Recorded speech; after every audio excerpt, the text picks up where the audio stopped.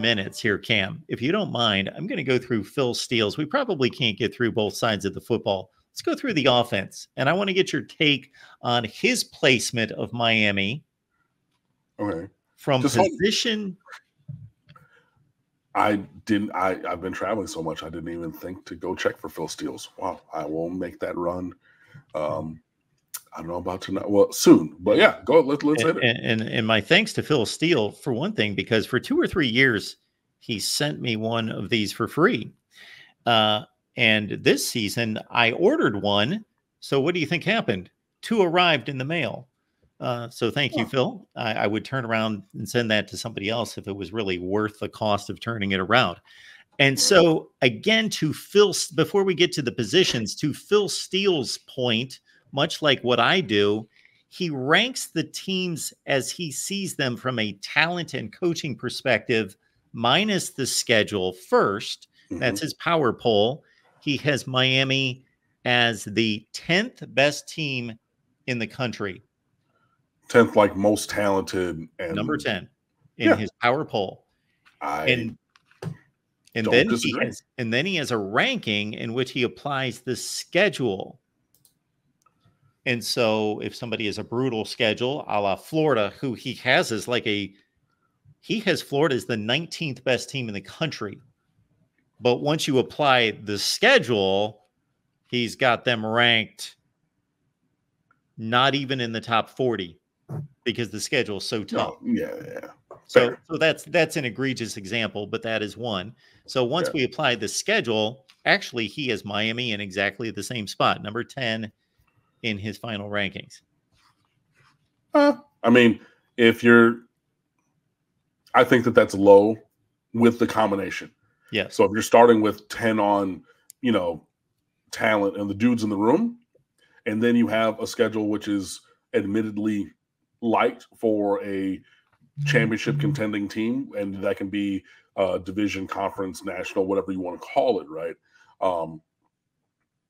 Yeah, I would say that's low. Like, I don't see how you have that pair together of top 10 talent and a relatively easy schedule for a contender, and then still come up with 10. Like, the formula, the math ain't mathin', like the computations ain't computing to me on that. Especially, like I said, if you're starting at the foundation of Miami's the 10th most talented team in the country, I then think that the algorithm, I think, failed him there. But okay. So to give clarification on Florida, because they drop off since he only lists the 40, but he clarifies here number 19 in his power poll, number 50 in his preseason top 40. Okay. Getting to the individual positions at quarterback, just to give some context, I'll give some ACC teams, and the number 1 quarterback room is Texas. Then we've got SMU as the number 1 quarterback room in the ACC. Got to remember SMU, number 9 with Preston Stone coming back. Miami at 10, Georgia Tech 11, Virginia Tech 12. I would a minimum flip Miami and SMU.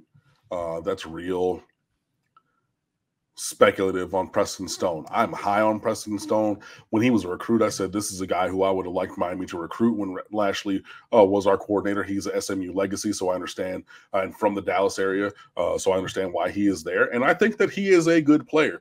But let me hold on.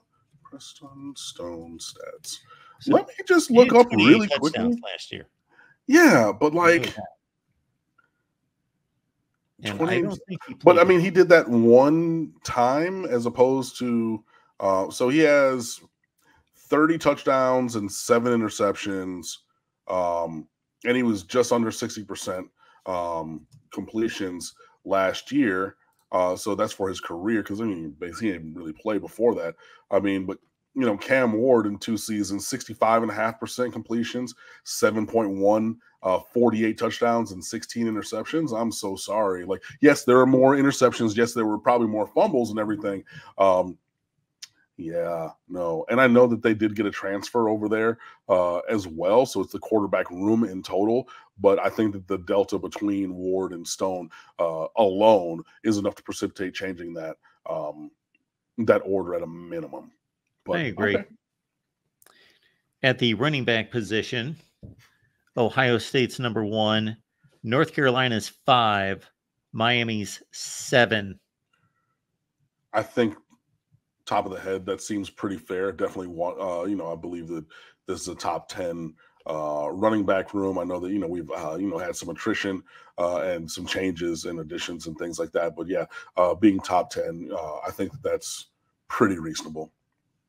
At wide receiver, Oregon is number 1. Elsewhere in the ACC, we've got SMU at 8, Miami at 11. Nationally? Yes. Oh, wow. Wow. I'm kind of pleasantly surprised by that. I was expecting something in the 20s. But okay.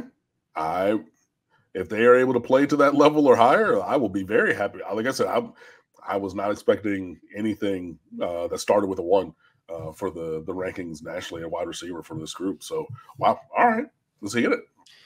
His quick summary is Xavier Restrepo had 1,092 yards, 12.8 average in 23, and Jacoby George was the number 2 receiver with 884, 15.2 in both return. The unit has 10 blue chip players overall, so plenty of talent, and they add in Houston's number 1 wide receiver, Sam Brown, who had 815 receiving, 13.1. Okay. Yeah, I'll take it. Offensive line, Georgia, number 1. Florida State, 5. Miami, 7. Clemson, 9.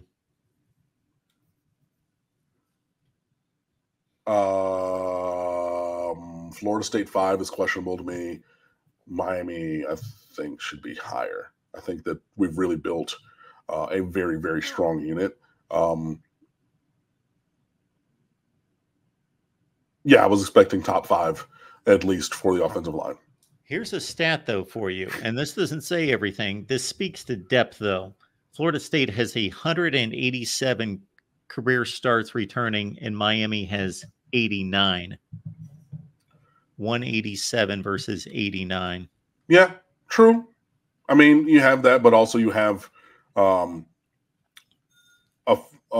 believe that there's a much larger number to pull from Florida State, especially when he started a true freshman at right tackle last year.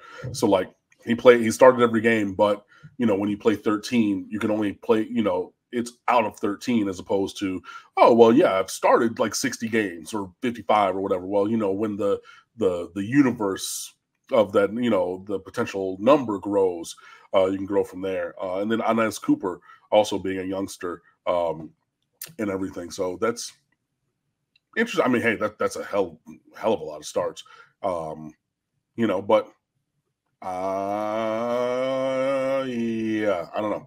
I still believe Miami is a top 5, probably overall unit at that, especially just with the talent there and then the performance that has continued to grow by leaps and bounds.